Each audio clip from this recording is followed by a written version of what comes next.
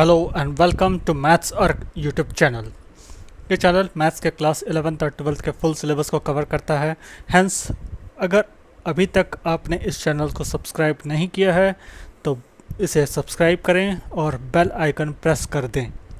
आज का lecture class 11th के रिलेशन एंड फंक्शन चैप्टर पर बेस्ड है और ये सेकंड लेक्चर है इस टॉपिक पर। हमने रिलेशंस कवर कर लिया था फर्स्ट लेक्चर में और आज हम फंक्शन के ऊपर फोकस करेंगे। तो स्टार्ट करते हैं। जैसे हमने रिलेशन में पढ़ा था तो फंक्शन जस्ट उसके बाद थोड़ा सा और कुछ रेस्ट्रिक्शंस के साथ एक रिलेशन आप समझ सकते हो। और कौन से रेस्ट्रिक्शंस होते हैं? वो होते हैं कि इट इज़ एक रूल और करस्पॉन्डेंस समझ लो, इसे एक रिलेशन ही समझ लो। From a non empty set A to a non empty set B that associates each member of A to a unique member of B. तो ये दो रेस्ट्रिक्शंस है जो रिलेशन के ऊपर अगर आप लगा दो तो वो एक फंक्शन बन जाता है। कौन कौन से रेस्ट्रिक्शंस है? फर्स्ट है each member of A should be associated. हर एक मेंबर जो हमारा डोमेन का होगा उसको किसी न किसी के साथ एसोसिएट आपको करना ही पड़ेगा, उसका करस्पॉन्डेंस होगा ही होगा सेट बी के एक किसी एलिमेंट के साथ, मतलब सबका इमेज होना ही चाहिए। और सेकंड रेस्ट्रिक्शन है कि आपको यूनिक मेंबर ऑफ बी, एक यूनिक मेंबर ही हर मेंबर जो ए का होगा उसका एक यूनिक मेंबर होगा। ऐसा नहीं होगा कि ए के दो मेंबर आप बी में बना दो, वैसा पॉसिबल नहीं है। अगर वैसा केस है तो वो एक फंक्शन है ही नहीं, वो एक रिलेशन भले आप बोल सकते हो बट फंक्शन नहीं होगा। तो फंक्शंस के रेस्ट्रिक्शन के साथ हम इसे अब समझने की कोशिश करते हैं। जैसा रिलेशन के साथ होता है काफ़ी कुछ सिमिलर सा होता है बट कुछ चीज़ें एक्स्ट्रा होती है, वो सब भी बता देते हैं। तो हम जो फंक्शंस है वो ऐसे लिखते हैं, function A to B. A to B ये हो गया डोमेन, ये डोमेन होता है, डोमेन। और दूसरा होता है ये कोडोमेन, ठीक है। ये बी जो है हमारा ये कोडोमेन है, ए जो है वो डोमेन है। और फंक्शन डिफाइन किस तरह होता है? F of X is equal to Y, यानी कि एक्स का फंक्शन है, एक्स वेरिएबल है, उसके साथ में कुछ आपका एक फंक्शन डिफाइन होगा, कोई रिलेशन डिफाइन होगा और उसके बाद जो आपका रिजल्टेंट आएगा वो वाई के बराबर आ जाएगा। वाई और एफ एक्स हम इसी तरह लिखते हैं। अब इसको हम कहते हैं F is a function from A to B, from domain to codomain. और डोमेन कोडोमेन आपने रिलेशंस में भी पढ़ रखा, यहाँ पर भी सिमिलर ही होता है। अब एक एग्जांपल देख लेते हैं। Function is defined from A to B where f1 is equal to A, f2 is equal to A, f3 is equal to B. तो ऐसा है कि f एक फंक्शन है ए टू बी में डिफाइन किया हुआ और वो डोमेन टू कोडोमेन बताया। और उसके बाद वो डिफाइन किस तरह है कि x की वैल्यू, आपने जब x की वैल्यू 1 रखी तो वो फंक्शन जो है वो इसकी इमेज हो जाएगी a, f2 की इमेज a और f3 की b। तो इस तरह से ये डिफाइंड है। अब इसको हम अगर एरो डायग्राम के इस तरीके से देखें तो समझते हैं किस तरह ये दिखेगा। इसको डिपिक्ट कर देते हैं पिक्चोरियल रिप्रेजेंटेशन में। तो जैसे हम रिलेशन में करते हैं तो सेम काम करना है। ए और बी दो सेट उठा लो, ए में हमारे कौन कौन से एलिमेंट है वो डाल देते हैं, 1 2 3 ये 3 एलिमेंट्स थे वो डाल दिया हमने यहाँ। और जो हमारे इमेज का जो सेट है उसे हमने डाल दिया ए और बी। ये सी नहीं है यहाँ, ये सी यहाँ पर आप रख भी सकते हो ऐसे, सी अभी है नहीं, मान लेते हैं ऐसे नहीं है। तो इस तरह से ये डिफाइंड है। मान लेते अगर सी भी होता तो उसके हिसाब से अलग एक कहानी बनेगी, वो भी हम देख लेंगे।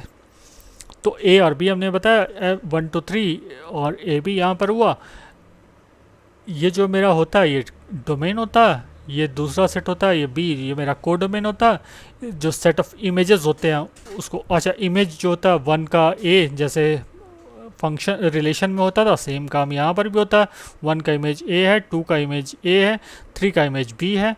और यहाँ हम कहेंगे ए का जो प्री इमेज है, ये यहाँ प्री इमेज का कॉन्सेप्ट होता है। तो प्री इमेज हुआ करता है जो यहाँ पर पीछे इसके तरफ एरो के पीछे में जो होता है, जहाँ से स्टार्टिंग पॉइंट ऑफ एरो है, वो ए का प्री इमेज है 1, ए का प्री इमेज है 2, बी का प्री इमेज है 3 और इसी तरह 3 का इमेज है बी। अच्छा, और जितने भी मेरे सेट ऑफ प्री इमेजेस होंगे वो हमारा डोमेन होता है। और यहाँ पर हमारा सिंस कोई एडिशनल एलिमेंट, जैसे यहाँ पर एक कोई ऐसा एलिमेंट नहीं हो सकता, कोई एडिशनल एलिमेंट यहाँ नहीं हो सकता था जिसको जो किसी भी तरह से एसोसिएट हो ही ना, जिसका कोई इमेज ना हो, ऐसा तो हो ही नहीं सकता यहाँ पर।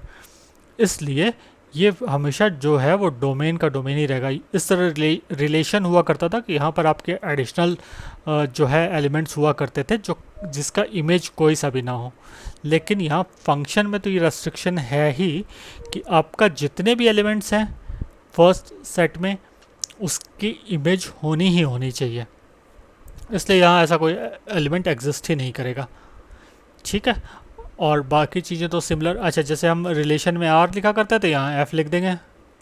क्लियर, चीज़ें काफ़ी कुछ सिमिलर है, बस उसका थोड़ा बहुत डिफरेंस है। कुछ रिस्ट्रिक्शन जो है वो हमें याद रखनी है कि कब फंक्शन होगा कब नहीं होगा। इस पर क्वेश्चंस भी आते हैं, वो हम अभी देखेंगे।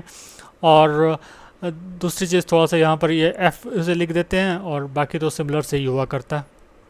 ठीक है, अब इसे देख लेते हैं क्या कहता है। यहाँ भी सारी चीज़ें वैसी ही लिखी होगी। F is a function from A to B और F A is equal to B. अगर ऐसा केस है तो फिर इसको हम इमेज कहते हैं। A is the image of A is the image of one, और ये है one is the pre image of A, या two is the pre image of A. ठीक है, और इसका जो पूरा सेट है, जो पहला सेट होता है वो डोमेन हो जाता है, ये बी जो है वो कोडोमेन हो गया। और जितने भी सेट ऑफ इमेजेस हैं उसको हम रेंज कहते हैं, और रेंज जो होता है वो सबसेट होता है कोडोमेन का। कभी कभी प्रॉपर सबसेट होगा, कभी सबसेट होगा, केवल प्रॉपर नहीं होगा। ठीक है, चलिए एग्जाम्पल देखते हैं। अब एग्जाम्पल में कहता है कि P ऐसा एक सेट है 135 जिसके एलिमेंट्स हैं, Q है उसके 4 एलिमेंट्स हैं, और फंक्शन जो है P टू Q डिफाइंड है। यहाँ डोमेन मतलब डोमेन जो है वो हमारा P हो गया और Q हमारा कोडोमेन है। ठीक है, अच्छा, अब ये डिफाइन किस तरह से है। F x is equal to x minus one, यहाँ रूल डिफाइन कर दिया है। ये तो तरीका ऐसा चलता ही है। कहीं पर आप जैसे पहले वाले केस में हमने देखा था, फर्स्ट एग्जांपल में ये रोस्टर फॉर्म में था, इसमें आपको कुछ भी करना नहीं था, यहाँ सब कुछ गिवन था, पहले से ही क्वेश्चन में ही दे रखा था, एग्जाम्पल में ही दे रखा था। यहाँ पर आपके ऐसे सेट बिल्डर फॉर्म में दे दिया है। वो रोस्टर था, ये सेट बिल्डर फॉर्म हो गया। ये सेट बिल्डर फॉर्म है देखा जाए तो, क्योंकि यहाँ रूल है। ठीक है, सेट बिल्डर एल भी लिखना होगा, फॉर्म। चलो जी, ये हो गया हमारा सेट बिल्डर फॉर्म। अच्छा, अब यहाँ आपको इमेज जो है, इमेज अगर हमें देखनी है तो इसको पहले हम डायग्राम बना लेते हैं, काफ़ी इजी रहेगा, या फिर हमें रोस्टर फॉर्म में लिख लेना चाहिए। रोस्टर फॉर्म में लिख लेते हैं। चलो रोस्टर फॉर्म में लिख करके देखते हैं क्या क्या आता है। तो सबसे पहले P मेरा 1 है, P को 1 ले लिया। अब इसकी इमेज क्या बनेगी, 1 माइनस 1 दैट इज़ 0। नेक्स्ट देखो 3 है, 3 की इमेज क्या बनेगी, 3 माइनस 1 दैट इज़ 2। और नेक्स्ट क्या 5 माइनस 1 4। तो ये मेरी रोस्टर फॉर्म में हमने लिख लिया। ठीक है, और अब इसका हम देखें तो इमेज क्या होगी, इमेज ऑफ 1 जो है वो 0 होगी, 3 की 2 होगी और 5 की 4 होगी। और इसी तरह प्री इमेज जो है वो 0 की प्री इमेज 1 है, 0 की प्री इमेज 1, 2 की 3, 4 की 5। डन। और अगर हमें डोमेन चाहिए तो पहले एलिमेंट उठा लो, 1 3 5, ये मेरा डोमेन हो गया। और अभी अगर हमें रेंज चाहिए तो रेंज तो सेट ऑफ इमेजेस हुआ करती है, सेट ऑफ इमेजेस हो गई। डोमेन यहाँ लिख लेते हैं, डोमेन भी, डोमेन इज इक्वल टू 1 3 5, और रेंज जो हमारा है वो होगा 0 2 4। ये देख लो, ये 0 यहाँ से है, 2 यहाँ से है, 4 यहाँ से है। क्लियर। और कोडोमेन की बात करें तो कोडोमेन तो ये पूरा सेट हुआ करता है, यानी कि जो क्यू सेट है 0 2 4 6, ये पूरा मेरा कोडोमेन हो गया। अब इसको पिक्टोरियल रिप्रेजेंटेशन एरो डायग्राम से देख लेते हैं। 1 3 5 ऑफ कोर्स 1 3 5 लिख दिया, 0 2 4 6 यहाँ लिख लिया, और उसके बाद फंक्शन आपने डिफाइन कर लिया जिस तरह से 1 का 0 से, 3 का 2 से, और इस तरह से आपने देख लिया। और मेरा कोडोमेन मेरा डोमेन चाहिए होता तो ये डोमेन हुआ करता, ये डोमेन होता। और ये कोडोमेन होता है, ठीक है। और रेंज मेरा चाहिए तो 0 to 4, जो मेरे एरो के इस तरफ एरो के एंड पॉइंट्स हुआ करते हैं 0 to 4, वो मेरे रेंज हो जाते हैं। और मुझे डोमेन देखना होता तो एरो के स्टार्टिंग पॉइंट, ऑफ कोर्स यहाँ पर एरो के स्टार्टिंग पॉइंट अगर हम बात करें तो वो ये पूरा सेट ही होगा, क्योंकि सब का सारे के सारे एलिमेंट्स इसमें जो भी होंगे उनका उनका किसी न किसी उनका सबका इमेज होना ही है। अगर यहाँ पर इमेज नहीं हुआ किसी का तो वो फंक्शन ही डिफाइन नहीं हो, क्योंकि फंक्शन इसी तरह डिफाइंड ही है कि यहाँ पर आपका कोई भी एलिमेंट बच नहीं सकता जिसका इमेज ना हो। तो इसलिए ये मेरा जो एरो का स्टार्टिंग पॉइंट जो हमें रिलेशन में देखना पड़ता था वो चीज़ें यहाँ पर आपको देखने की ज़रूरत नहीं है। यहाँ तो आप एक तरह से ये मान सकते हो कि जो पहला सेट है मेरा यही डोमेन है। क्लियर? चलो आगे बढ़ें, तो क्वेश्चन पे आते हैं। क्वेश्चन क्या कहता है, is the following a function. देखो अब ये इस तरह के क्वेश्चन भी यहाँ पर बन जाते हैं कि फंक्शन है भी या नहीं। पहले तो हमें ये चीज़ भी क्लियर करनी होगी कि फंक्शन है तभी आगे बढ़ा जाए, क्योंकि फंक्शन के बारे में हम पढ़ रहे हैं लेकिन हमें पता ही नहीं है कि यह फंक्शन है या नहीं है, तो फिर तो प्रॉब्लम हो जाएगी। इसलिए ये सारे कॉन्सेप्ट आपको बहुत अच्छे से समझने होंगे। जैसे रिलेशन होता है, रिलेशन में आपको 2 रेस्ट्रिक्शन याद रखने हैं और उन 2 रेस्ट्रिक्शन के बेसिस पर आप बता सकते हो ये फंक्शन है या नहीं है।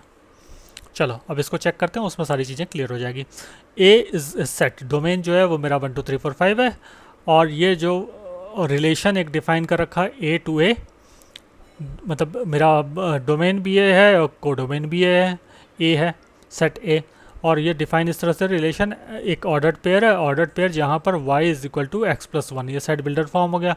तो इसको रोस्टर फॉर्म में लिख लेते हैं। चलो जी सॉल्यूशन करा जाए इसका। तो और हमने लिया तो x की वैल्यू जो हमने ले उठानी है 1 2 3 4 जो उठानी है उसके साथ में हमने लिया 1 लिया, तो 1 को यहाँ पुट किया, 1 + 1 2 हो गया।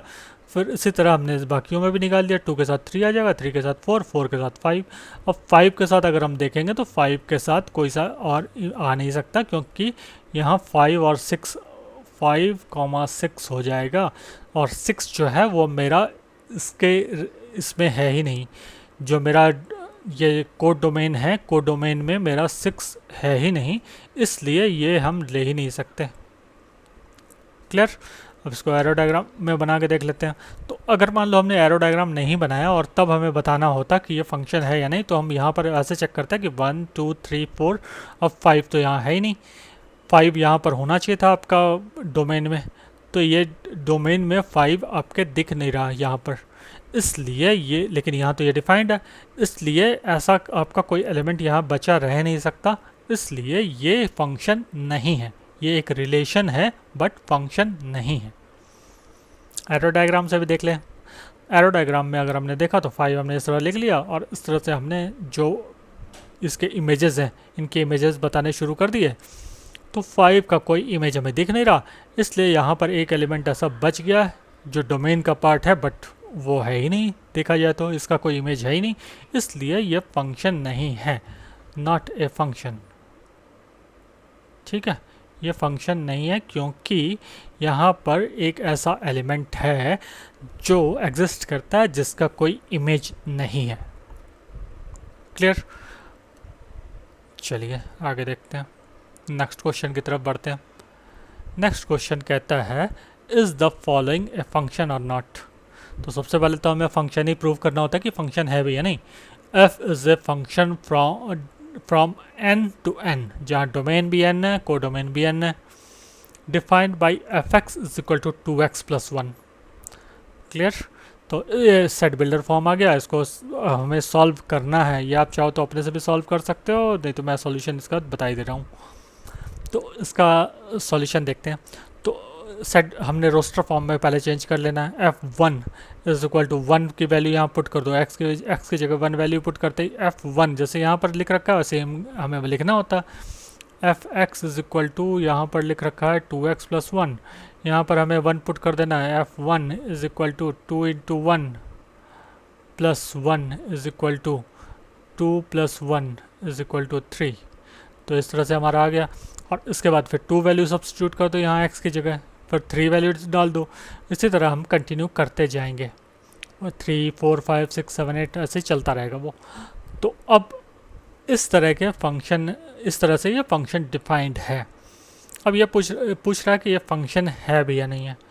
तो इसको हम एक बार एरो डायग्राम से देख लेते हैं, एरो डायग्राम से ज़्यादा कहीं क्लियर होगा इस केस में। तो हमने इस तरह 1 2 3 4 और बाकी भी एलिमेंट्स बना दिए, और यहाँ पर भी सिंस ये सेट जो है पूरा डोमेन और कोडोमेन जो है वो मेरा नेचुरल नंबर का सेट है, इसलिए हमें 1 से सारे एलिमेंट्स लिख दिए। ये 6 के बाद भी आगे एलिमेंट्स हैं क्योंकि डॉट डॉट डॉट बता रहा हूँ मैं, और इसी तरह यहाँ पर भी है। अब हमें करना यह है कि 1 का जो इमेज है वो हमने देखा कि वो 3 है, 2 का इमेज 5 है, 3 का 7 है, इस तरह से चल रहा है। अब अगर हम यहाँ पर देखें, हम फंक्शन के लिए क्या क्या चीज़ें देखते हैं कि हमारे यहाँ पर सारे एलिमेंट के इमेज होनी चाहिए, यहाँ जो भी एलिमेंट्स हैं उन सब की इमेज होनी चाहिए। तो अगर 4 की हम इमेज देखें तो 4 की इमेज होगी, 4 को अगर हम यहाँ सब्स्टिट्यूट करते हैं एक वैल्यू आ जाती है जो नेचुरल नंबर ही है, 4 × 2 8 + 1 9, यानी कि 4 की इमेज जो है वो 9 के साथ है। इसी तरह हम अगर 8 की इमेज देखें, 8 के साथ देखें तो 8 × 2 16 + 1 17, यानी कि 17 इसकी इमेज हो गई 8 की। तो ऐसा हमें कोई ऐसा नंबर नेचुरल नंबर में दिख नहीं रहा है डोमेन में जिसकी कोई इमेज हमें यहाँ मिल ना पाए। तो इसलिए ये एक पहला हमारा कंडीशन तो मीट कर गया। अब दूसरा कंडीशन कहता है कि एक हमारे यूनिक इमेज होनी चाहिए। तो देखो हमेशा हमारे एक ही तो इमेज निकल रही है, ऐसा तो है नहीं कि 1 की 2 इमेज कहीं बन रही हो, 1 की एक ही इमेज बन रही है, 2 की भी एक ही बन रही है, 3 की भी है। इसी तरह हम सब की एक ही इमेज बन रही है, इसलिए हमारे दोनों कंडीशन सेटिस्फाई हो जाते हैं। तो यहाँ दोनों कंडीशन सेटिस्फाई होते ही हम बता देंगे ये फंक्शन है। ठीक, चलो आगे चलें फिर। इसमें बहुत ज़्यादा कुछ है नहीं, बस थोड़ा सा समझने की बात है, उसके बाद चीज़ें क्लियर हो जाएगी। चलो जी आगे चल के देखते हैं। अगर आपको ये वीडियो पसंद आ रहा हो तो सब्सक्राइब कर लें इस चैनल पर, मैथ्स अर्क चैनल है ये, और अपने कमेंट्स हमें भेज सकते हो। चलो आगे देखें, algebra of functions. Algebra of functions जो है ये CBSE के 2020-21 वाले सेशन से हटा दिया गया है ये सेक्शन असल में, लेकिन ये छोटा सा ही पार्ट है तो हम कवर कर सकते हैं इसे। अलजेब्रा ऑफ फंक्शन में बताता है कि किस तरह से आप यूज़ करते हो। 2 फंक्शंस आपके डिफाइंड है, फंक्शन f और g। f जो डिफाइंड है वो x to r है, जहाँ डोमेन x है और r आपका रेंज हो गया, और इसी तरह g भी है x to r डिफाइंड। तो इसमें अगर हम f प्लस g को हमने साथ में रखा और x बाहर रख रखा, तो इसका मतलब होता है कि इसको अगर हम ब्रैकेट ओपन करें तो fx प्लस gx होगा। इसी तरह प्लस की जगह माइनस रखें तो भी वैसे ही होता है, इसको ब्रैकेट ओपन करते ही fx माइनस gx हो जाता है। f into G of x is equal to fx into gx। ठीक है, तो यहाँ आप ब्रैकेट में जो कुछ भी रखते हो तो उसके साथ आप x लगा दो, x इज़ अ फंक्शन है ऑफ ऐसा। यहाँ पर अगर अगर कांस्टेंट है, कांस्टेंट एक रियल नंबर कुछ भी अगर हम ले लें तो वो तो फंक्शन है नहीं, इसलिए x के साथ वो चेंज होगा नहीं, इसलिए k को अलग से निकाल लो और बाकी fx बच जाएगा। और इसी तरह f डिवाइडेड बाई वाली बात करें तो प्लस माइनस मल्टीप्लिकेशन तो डिवीजन सारा कुछ हमने देख लिया, तो वो f by g of x is equal to fx divided by gx। Clear? तो इन केसेस में gx, अच्छा इस केस में हमारा gx नॉट इक्वल टू 0 होगा, क्योंकि अगर gx 0 हो जाता तो अनडिफाइंड हो जाता, इसलिए यहाँ ये एक्स्ट्रा कंडीशन देनी पड़ेगी हमें। क्लियर? चलो जी क्वेश्चन पे आते हैं। ये क्वेश्चन हमारा है जो कहता है find the domain and range of the following real functions. Real function का मतलब ऐसे समझ लो R टू R है, जहाँ पर डोमेन भी आपका R है और रेंज भी आपका डोमेन और कोडोमेन दोनों R है, रियल नंबर्स। ठीक है, सेट ऑफ रियल नंबर्स। तो इसमें आपको डोमेन और रेंज निकालना है। fx एक फंक्शन डिफाइन कर दिया, minus of modulus of x। ठीक, दूसरा क्वेश्चन कहता है fx is equal to 9 minus x square. इसका आपको डोमेन और रेंज निकालना है। थर्ड फंक्शन है fx is equal to square root of, इसको ऐसे बता देते हैं, इसको ऐसे लिख लो 9 माइनस एक्स स्क्वायर। ठीक है, ये इसका मतलब ये हुआ under root 9 minus x square. और चौथा जो फंक्शन है वो कहता है F x is equal to 1 divided by 1 minus x square. तो ये चार आपके फंक्शंस दिए हुए हैं, इनका आपका डोमेन और रेंज निकालना है। तो आप इसको एक बार अपने से ट्राई करो और उसके बाद हम सॉल्व करते हैं अगर आपसे नहीं सॉल्व होता। और अगर सॉल्व हो जाता है तो आप ये देख सकते हो कि कोई बेटर तरीका आपको अगर लगे जो हमने सॉल्व किया तो वो आप वैसा भी कर सकते हो। ठीक है, तो आप अपने से एक बार ट्राई करो, वीडियो को पॉज करो और एक बार अपने से ट्राई करके देखो। चलो, कुछ बच्चों ने अपने से ट्राई करके इसे सॉल्व कर लिया होगा तो वो अपने आप को ज़रूर शाबाशी दे दें, क्योंकि अगर ये क्वेश्चंस अगर आपने सॉल्व कर लिए तो मोस्ट ऑफ द क्वेश्चंस आपके रिलेशन और फंक्शन से आप सॉल्व कर पाओगे, क्योंकि इसी तरह के क्वेश्चन ज़्यादातर आते हैं एग्ज़ाम में। और अगर आप ये सब सॉल्व इजीली कर पा रहे हो तो यानी कि आपका चीज़ें ये क्लियर है, रिलेशन और फंक्शंस चैप्टर में चीज़ें आपको सब कुछ क्लियर है ठीक से। चलो अब इसे देखें बनाने का। तो कोई ये तो नहीं सोच रहा कि इस क्वेश्चंस को हम उस पुराने तरीके से ही बनाएं कि सारे हम डायग्राम बना करके और उसके बाद फिर सारे वैल्यूज़ देखें। कुछ थोड़ा सा आप ऐसे कर सकते हो, बट केवल उसी पर आप नहीं कर सकते, क्योंकि यहाँ पर रेंज जो है बहुत बड़ी होगी।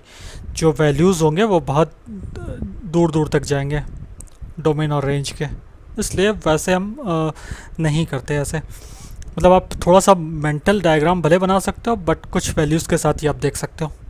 चलो, तो ऐसे सोचते हैं। फर्स्ट क्वेश्चन सबसे पहले देखते हैं, f x is equal to minus of mod x. तो आपको सबसे पहले डोमेन निकालना है। तो डोमेन के लिए आप क्या करोगे, डोमेन के लिए सबसे पहले ऐसा देखना होता है कि आपकी किस किस वैल्यू के लिए, रियल नंबर के वैल्यू के लिए, किन वैल्यूज़ के लिए ये x ऐसा है जो डिफाइन होगा।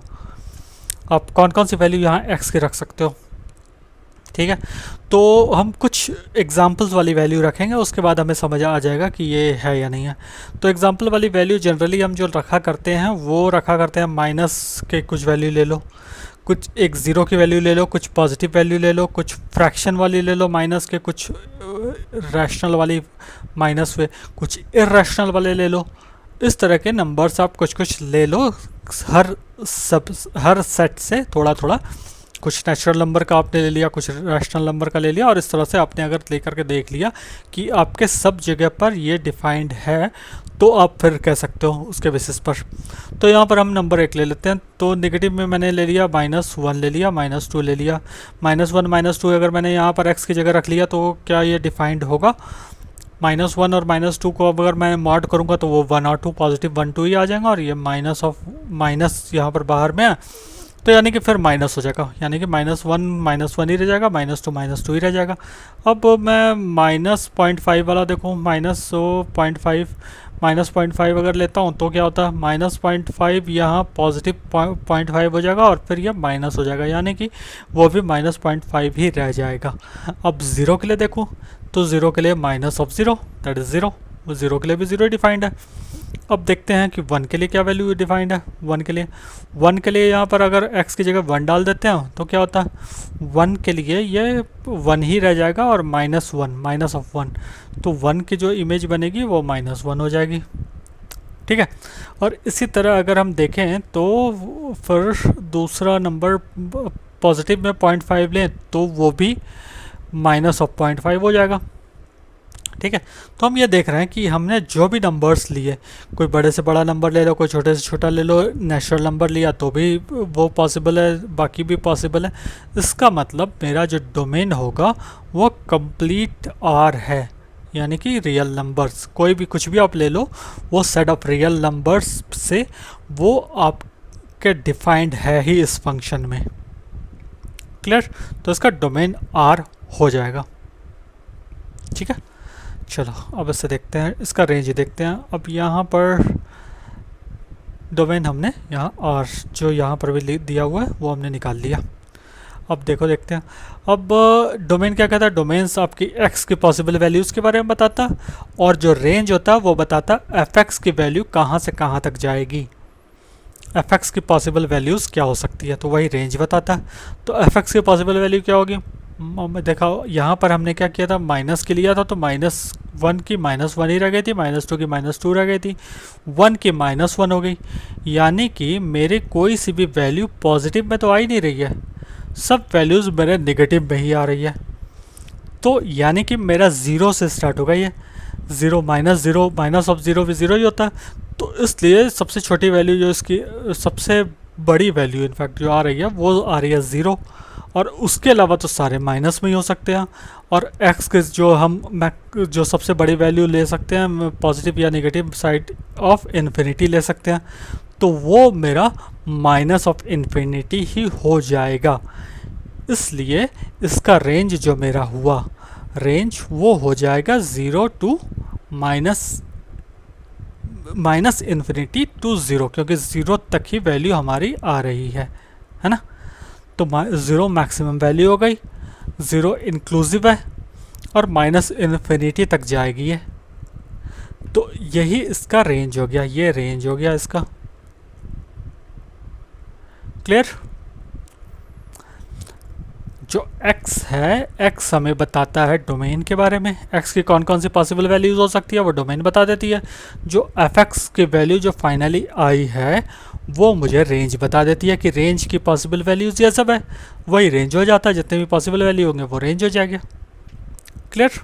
तो चलो अब नेक्स्ट क्वेश्चन पे आते हैं। नेक्स्ट क्वेश्चन कहता है fx is equal to 9 minus x square. तो अब मैं x के किन वैल्यूज़ के लिए, x की तो कोई भी रियल नंबर वैल्यू हो सकती है, वो अब देखते हैं कि किन किन के लिए पॉसिबल है। तो अगर मैं x की वैल्यू 1 ले लूँ, वही जो पुराने नंबर्स लिए थे वही सब ले लेते हैं, -1 -2, -1 के लिए तो ये 1 ही हो जाएगा, -2 के लिए 4 हो जाएगा, तो वो सब 9 -1 या 9 -4 डिफाइंड है ही। और अगर मैं कुछ और नंबर ले लूँ, 1/2 लूँ या -1/2 लूँ, वो 1/4 डिफाइंड है। यानी कि 9 -1/4 तो वो भी डिफाइंड है ही, वो भी रियल नंबर में ही आता है। और 0 लूँ तो वो भी डिफाइंड है। पॉजिटिव नंबर 1 लिया, 1 2 या हाफ, ये सारे नंबर्स इसके लिए डिफाइंड है। √2 ले लूँ, इरेशनल नंबर, तो 9 माइनस √2 का स्क्वायर, √2 का स्क्वायर 2 हो गया, तो 9 - 2 7, तो वो भी डिफाइंड है। इस तरह हमने सारे नंबर्स देख लिया, उस मतलब काफ़ी सारे नंबर्स, हर तरह के अलग अलग नंबर्स देख लिए, नेगेटिव इंटीजर देख लिया, पॉजिटिव इंटीजर देख लिया, ज़ीरो के लिए देख लिया, रैशनल नंबर देख लिया, इर्रेशनल नंबर देख लिया। तो उन सब के लिए ये डिफाइंड हो रखा है, यानी कि इसका भी डोमेन जो है वो आर ही होगा। क्लियर? तो इसका डोमेन भी मेरा आर निकल आया, देखो आर लिखा है यहाँ पर भी। चलो अब देखते हैं इसका रेंज कहाँ से कहाँ तक होगा। तो 9 माइनस एक्स स्क्वायर है, यानी कि एक्स स्क्वायर की जो भी स्क्वायर होता है उसका मिनिमम वैल्यू क्या होती है, उसकी मिनिमम वैल्यू होती है 0। यानी कि जो इसकी मैक्सिमम वैल्यू हो जाएगी वो हो जाएगी 9 - 0, क्योंकि ये मिनिमम वैल्यू होगी। तो 9 माइनस आपकी मिनिमम वैल्यू है ना, 9 माइनस मिनिमम जो वैल्यू होगी यही तो मैक्सिमम वैल्यू हो जाएगी इसकी। यानी कि इसकी वैल्यू 9 - 0, 9 - 0 इज इक्वल टू 9, ये मेरी मैक्सिमम वैल्यू यहाँ पे निकल के आ जाएगी। ठीक है, अब इसके बाद माइनस वाले टर्म्स है, इसको तो जितना बड़ा लेते जाओ, x की वैल्यू में मैं इन्फिनिटी ले लेता हूँ।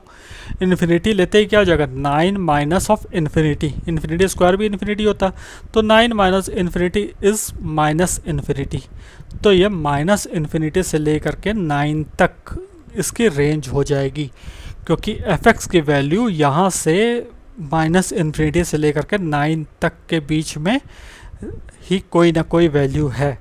आप कोई सी भी वैल्यू r की ले लो, इसकी रेंज माइनस इन्फिनिटी से लेकर के 9 तक के बीच ही कोई वैल्यू आएगी। क्लियर? तो डोमेन हो गया r हो गया, और रेंज माइनस इन्फिनिटी से 9 तक हो गया। चलो जी नेक्स्ट क्वेश्चन पे बढ़ते हैं। ये थोड़ा और कॉम्प्लेक्स, इसमें कुछ और चीज़ डाल दी गई है। 9 माइनस एक्स स्क्वायर तो पिछला केस में था ही, यहाँ पर under root of 9 minus x square कर दिया। तो इसके लिए अब हमें देखना है डोमेन क्या होगा। डोमेन होता है एक्स की कौन कौन सी वैल्यू पॉसिबल है, वो मेरा डोमेन हो जाता है। तो अब मैं देखूं कि यहाँ पर बना के देखते हैं, थोड़ा सा कुछ लिखना पड़ेगा। यहाँ अगर मैं देखूँ तो क्या आएगा, अंडर रूट ऑफ, चलो यहाँ बना के देखते हैं, तब चीज़ें थोड़ी सी क्लियर होगी इसमें। F x is equal to under root of 9 minus x square. तो यहाँ अंडर रूट है। अच्छा, अंडर रूट ऑफ कुछ नेगेटिव वैल्यू अगर मैं ले लूँ तब तो वो क्या हो जाता, वो रियल नंबर तो होता नहीं है। Under root of negative number तो वो मेरा यहाँ पर पॉसिबल नहीं होगा, इसलिए मुझे ऐसा कंडीशन ही केवल यहाँ पर चलेगी रियल नंबर के लिए, जब 9 minus x square is greater than equal to 0, यानी कि पॉजिटिव वैल्यू होगा तभी होगा ये। तो ये क्या क्या हो रहा है इससे, 9 greater than equal to x square, यानी कि एक्स स्क्वायर, मैं साइन को दूसरी तरफ ले आता हूँ, x square less than equal to 9। अब इसका मतलब क्या होगा, इसका मतलब होता है कि ये -3 से लेकर के आपकी जो वैल्यू है वो x की +3 तक जाएगी। ठीक है, तो इसका डोमेन जो है वो -3 से लेकर के +3 तक ही होगा। और अगर मैं इसे ओपन क्लोज ओपन ब्रैकेट के फॉर्म में दिखाना चाहूँ तो -3 से लेकर के 3 तक इसका डोमेन होगा।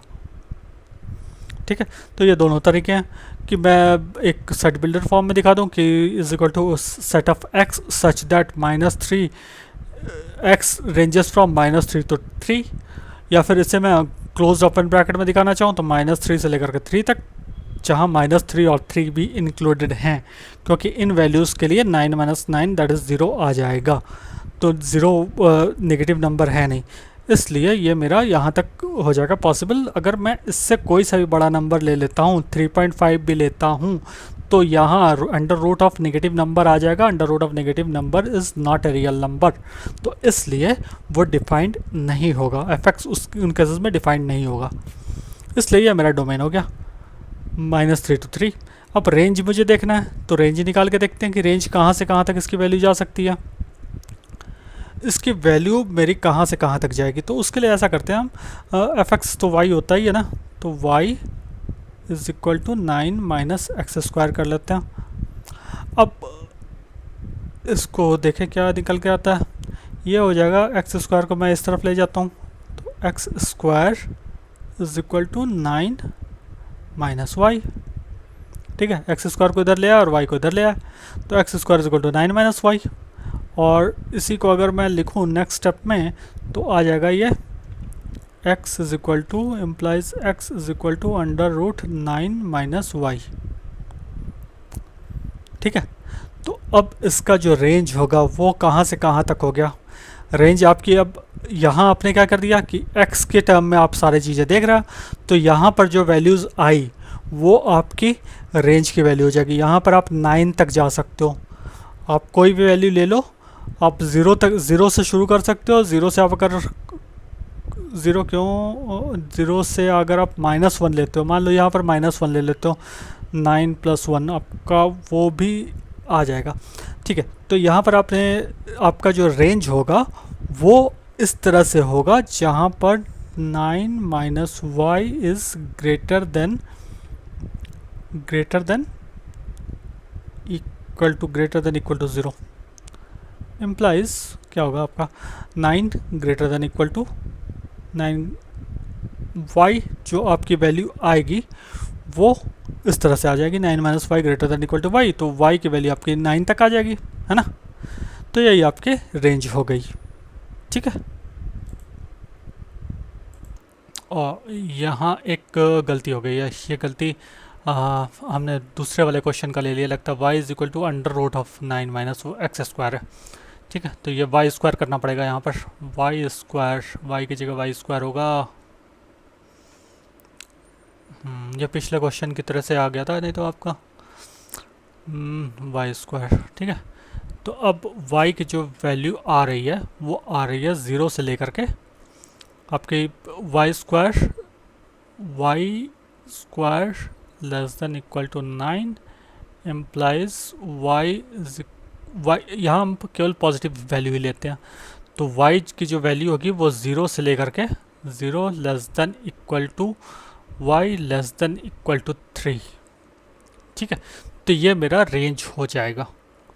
तो रेंज इस फंक्शन का 0 से लेकर के 3 तक है, 0 और 3 इंक्लूसिव है। ठीक है, यहाँ एक और काम हम यहाँ कर सकते थे कि जितने भी जो हमारी वैल्यूज़ थी वो हम डायरेक्ट सब्स्टिट्यूट करके भी देख सकते थे y की वैल्यू, तो भी हमारी रेंज निकल आता। जैसे एक्स स्क्वायर की वैल्यू हम -3 पुट करके देख लेते, तो -3 में 9 - 9 दैट इज़ 0, और इसके बाद फिर हम कुछ -2 -1 वाली वैल्यू और 0 वाली वैल्यू देखते, तो 0 वाली सबसे मिनिमम वैल्यू आ जाती। तो 9 - 0 दैट इज़ 9 √9 दैट इज़ 3। तो 0 से लेकर के 3 तक वाली वैल्यू हमारे रेंज में आ जाती। तो वो दोनों ही तरीके हमारे पास, एक तो हम इस फॉर्म में ला करके कि y जैसे x के फॉर्म में लिखा जाता है y = fx, तो उसे हम सब कुछ x = कुछ क्या है उसके बेसिस पर हम निकाल लेते हैं, जैसे हमने यहाँ कर दिया x = इस तरह का फॉर्म ले आए, और उसके बाद फिर उसका जिस तरह हम डोमेन निकाला करते थे उस तरह से रेंज निकाल लेते हैं। क्लियर? चलो, तो इसका डोमेन जो था -3 to 3 और रेंज जो है वो होगा 0 से लेकर के 3 तक। चलो जी, नेक्स्ट क्वेश्चन की ओर बढ़ते हैं। नेक्स्ट क्वेश्चन है फोर्थ वाला, वो कहता है कि fx = 1 डिवाइडेड बाई 1 - x² है, y = 1 डिवाइडेड बाई 1 - x²। ठीक है, तो अब इसमें देखते हैं हमें क्या क्या वैल्यू हो सकता है। तो यहाँ पर हमें ये देखना है कि डिनोमिनेटर मेरा कभी भी 0 हो नहीं सकता, इसलिए मेरा डोमेन जो है वो इस तरह से होगा कि 1 - x² not equal to 0। Less than 0 हो सकता है, लेस देन 0 होने में यहाँ प्रॉब्लम नहीं है। लेस देन 0 वाले कंडीशन के लिए तो ये रूट वाले में होता है, रूट वाले में हम लेस देन 0 नहीं ले सकते, लेकिन यहाँ पर तो डिवाइडेड बाय डिनोमिनेटर वाले केस में नॉट इक्वल टू 0 केवल होता है, यानी कि आपके जो x की वैल्यू है वो ±1 के बराबर नहीं हो सकती। तो यहाँ आपका जो डोमेन है, डोमेन जो है वो R में R हो सकता है, R के R सारे एलिमेंट्स, बट प्लस और -1 नहीं होगा। ठीक है, तो इसको आप इस तरह से लिख सकते हो। डोमेन फोर्थ वाले के लिए लिख लेते हैं, fourth question, y = 1 divided by 1 - x²। तो डोमेन = -∞ से लेकर के -1।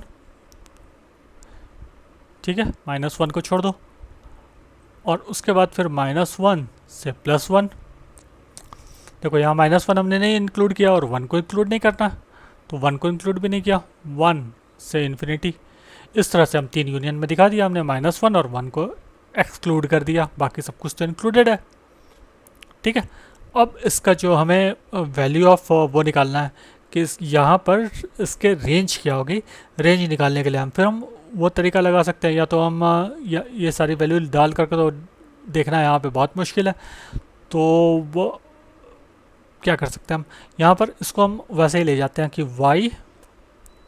y इसको हम क्रॉस मल्टीप्लाई कर देते हैं, y - yx² = 1 इम्प्लाइज, अब yx² = y - 1 है ना, implies x² = y - 1 divided by y। ठीक है, ऐसी कुछ वैल्यू आ गई। तो अब x की बात करें तो x जो है मेरा हो जाएगा x = √y - 1 divided by y। ठीक है, ये वैल्यू हो गई। तो इसकी वैल्यू हमें ये किसके बराबर होती है, यहाँ पर हमें y - 1 डिवाइडेड बाई y, ये अंडर रूट में है, तो इसको हमेशा हमें ग्रेटर देन इक्वल टू 0 के तरीके से देखना होता है। तो यहाँ पर बना के देख लेते हैं, थोड़ा सा स्पेस चाहिए होगा केवल। y - 1 divided by y is greater than equal to 0 implies y - 1 greater than equal to 0 implies y greater than equal to 1। ठीक है, तो ये मेरी वैल्यूज़ आ गई, यही रेंज आ गया। तो रेंज जो है वो मेरा 1 y जो है उसकी वैल्यू जो होगी वो ग्रेटर देन होगी 1 से ग्रेटर होगी, तो उसके बाद आपकी कोई सी वैल्यू हो सकती है, इन्फिनिटी तक जा सकता, इससे वैल्यू आपकी नीचे नहीं होगी। अच्छा यहाँ पर यह इंक्लूसिव है तो क्लोज ब्रैकेट होगा 1 to इन्फिनिटी, यही आपकी रेंज हो गई। क्लियर?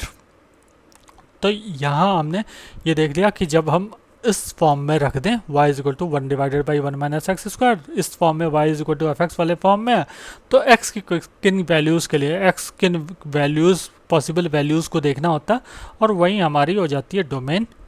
और हम y हमें ये देखना होता है कि उन x की वैल्यूज़ पॉसिबल x की वैल्यूज़ के लिए आप कौन कौन सी y की वैल्यू आ सकती है। तो एक तरीका तो आप या तो x की वैल्यू सब्स्टिट्यूट कर सकते हो, वेल एंड गुड। अगर नहीं कर सकते तो उसको इस फॉर्म में ब्रेक कर दो, आप सब कुछ x के फॉर्म में ले आओ, x इज इक्वल टू इस फॉर्म में ले आओ, और उसके बाद फिर देखो कि इसमें कौन कौन से कंडीशन अप्लीकेबल हैं। तो जैसे यहाँ हमने देखा अंडर रूट अंडर है, तो यहाँ डिनोमिनेटर में आपको डिनोमिनेटर वाला केस भी हम देख सकते थे, लेकिन वो भी जो केस बनेगा वो y नॉट इक्वल टू 0 होगा। तो यहाँ तो रेंज में जो है 1 से इन्फिनिटी तक है, तो यहाँ तो 0 है ही नहीं, तो इसलिए वो हमारा इम्पैक्ट नहीं पड़ता। अगर वो भी रहता तो हमें वो भी इंक्लूड करना चाहिए था। और दूसरा जो केस बना वो हमारा इस तरह का बना कि y minus 1 divided by y वो ग्रेटर देन इक्वल टू 0 होना चाहिए, क्योंकि निगेटिव होते ही ये रियल नंबर x की वैल्यू रियल नंबर नहीं होगी, और ये हमारे रियल वैल्यूड फंक्शन है, इसलिए यहाँ पर आपका इस तरह से ही आगे बढ़ना होगा। और वो इस तरह हमने जब इसे सॉल्व करना शुरू किया इस इनइक्वालिटी को, तो हमें मिल गया कि y greater than equal to 1 के बराबर आ गया, यानी कि y की वैल्यू 1 से लेकर के इन्फिनिटी तक, यही हमारा रेंज हो गया। क्लियर? चलो जी, अब आ जाते हैं सेल्फ असाइनमेंट पे। तो इसमें हमारे कुछ क्वेश्चंस हैं, तो ये क्वेश्चंस आप स्नैपशॉट एक ले सकते हो और उसके बाद अपना सॉल्व कर सकते हो। और इसके बस क्वेश्चन के बारे में मैं थोड़े बहुत डिटेल बता देता हूँ, थोड़े हिंट्स दे दूंगा अगर ज़रूरत पड़ी तो। Find the domain of the real function, ये एक फंक्शन है और इसका डोमेन निकालना है। तो डोमेन क्या होता है कि x की किन वैल्यूज़ के लिए सही होगा। तो ऊपर ये न्यूमरेटर है, डिनोमिनेटर है, न्यूमरेटर में तो आप कुछ भी ले लो, डिनोमिनेटर में कौन सा कंडीशन होता है, डिनोमिनेटर नॉट इक्वल टू 0, तो वो कंडीशन आप लगा करके डोमेन निकाल सकते हो यहाँ पर। चलो सेकंड क्वेश्चन पे आते हैं। Real valued function f from n to n by natural number से नेचुरल नंबर है, बट डिफाइन ऐसे है F x is equal to x minus 1 is not a function. अच्छा, ये तो बता ही रहा कि नॉट ए फंक्शन है ये, तो क्यों फंक्शन नहीं है? तो फंक्शन होने के लिए बेसिकली आपका एक रिलेशन देखना होता है कि रिलेशन, और उसके बाद फिर दो कंडीशन हुआ करते हैं, दो फर्दर रेस्ट्रिक्शन लग जाता है रिलेशन के ऊपर, जब वो फंक्शन तभी वो फंक्शन बनता है। तो उन दोनों पहले तो आप देख लो ये रिलेशन है या नहीं, और अगर रिलेशन है और उन पर दो रेस्ट्रिक्शन लगा के देखो। एक रेस्ट्रिक्शन हुआ करता है कि सारे के सारी वैल्यूज़ आपके फर्स्ट सेट की जो होती है वो उसकी इमेज होनी ही चाहिए, तो हर वैल्यू के लिए वैसा पॉसिबल है या नहीं है। और सेकंड होती है कि सबकी यूनिक इमेज होनी चाहिए। तो ये दो रेस्ट्रिक्शन देख लो, ये कंडीशन अगर आपकी फुलफिल हो जाती है तब तो फंक्शन हो जाता, लेकिन यहाँ पर तो साफ कह रहा है कि नहीं है, तो इन दोनों में से कोई एक चीज़ें फंसेगी। ठीक है, तो उससे आपका निकल आएगा। चलो नेक्स्ट क्वेश्चन पे आते हैं। Third is the following example a function let A is equal to ऐसा कुछ है और R be the relation on A defined by A B such that A B element of A and B is exactly divisible by A. ये हमने relation वाले chapter में देखा था। तो वो रिलेशन तो था, बट ये फंक्शन है या नहीं है वो आपको वेरीफाई करना है। फंक्शन का रेस्ट्रिक्शन आपको पता है ही, तो उसके बेसिस पे आप इसे आसानी से निकाल सकते हो। वहाँ पर सब कुछ डायग्राम सब बना हुआ था, एरो डायग्राम सब, तो आप प्रीवियस चैप्टर रिलेशन वाले चैप्टर में जा करके देख सकते हो कि वो रिलेशन तो था, एटलीस्ट ये तो पता है। अब उसके बाद आप देखो वहाँ पर वो रेस्ट्रिक्शन आपके अप्लाई करते हैं नहीं करते हैं, उसके बेसिस पर आप फंक्शन डिसाइड कर सकते हो। अब नेक्स्ट क्वेश्चन क्या कहता है? नेक्स्ट कहता है find the domain and range of the following real functions. तो real function F x is equal to 4, F x is equal to 4 है, तो यहाँ पर डोमेन क्या होगा, कोई आइडिया? डोमेन होता है कि एक्स की कौन कौन सी वैल्यू के लिए ये पॉसिबल ये फंक्शन पॉसिबल है, यानी कि रियल नंबर पे ही रहेगा। तो डोमेन अगर देखा जाए तो कुछ भी वैल्यू ले लो आप, फ़र्क क्या पड़ता है। डोमेन रियल नंबर के सारे वैल्यूज़ के लिए पॉसिबल है। आप x की वैल्यू 2 लो, 5 लो, 8 लो, कोई फ़र्क पड़ेगा नहीं, सबकी वैल्यू 4 ही आ रही है। तो और वो सारे रियल नंबर ही है, 4 तो रियल नंबर है ही। तो डोमेन जो है वो मेरा पूरा सेट ऑफ रियल नंबर हो गया। और अगर रेंज की बात करें तो रेंज क्या बन करके आती है? रेंज बन के आएगी कुछ ही वैल्यू लो, सब तो 4 पे ही आ रहा है, तो ये रेंज इसकी ये हो गई 4, क्योंकि आप कुछ भी वैल्यू x की वैल्यू लेते हो 4 ही आ रहा है उसका वैल्यू, तो f(x) की वैल्यू तो होती है रेंज, तो वो रेंज इज इक्वल टू 4, एक सिंगलटन सेट हो गया। क्लियर, इजी क्वेश्चन है। नेक्स्ट पे आते हैं f(x) is equal to x square minus 25। तो इस तरह का सेम क्वेश्चन अभी हमने एक्सरसाइज में किया था, तो उसके बेसिस पर आप इसे अपने से सॉल्व कर सकते हो। क्लियर, चलो जी, ये सारे हिंट्स जितने इंडिकेशन मुझे देने थे वो मैंने दे दिए हैं, तो इसके बेसिस पर आप इजीली इसे सॉल्व कर पाओगे। तो आप अब सॉल्व करके मुझे कमेंट बॉक्स में लिख करके भेजना इस वीडियो के कि आपने कौन कौन से सॉल्व कर लिए हैं, और अगर किसी में प्रॉब्लम आए तो आप वो भी कमेंट में डाल सकते हो। आज का लेक्चर तो हमने यहीं तक प्लान किया था, फंक्शन वाला पार्ट हमारा कंप्लीट हो चुका है। अब हम नेक्स्ट है वो टाइप ऑफ फंक्शंस के बारे में बताएंगे नेक्स्ट वीडियो में, और उसके साथ हम नेक्स्ट अब आपके सामने आएंगे। मैथ्स अर्क चैनल को आप सब्सक्राइब कर लें, अपने कमेंट और सजेशन भी हमें भेजते रहें जिससे हम इम्प्रूव कर सकें। अगर कहीं आपको लगता है कि ये सब चीज़ें और इंक्लूड होनी चाहिए थी या ये सब चीज़ें आप कम कर सकते हो, तो वो आप हमें सजेशन अपने बता सकते हैं। अपने फ्रेंड्स और क्लासमेट्स से भी आप शेयर कर सकते हैं ये सारे वीडियोज़ और लिंक। वीडियो देखने के लिए big thank you and have a nice day.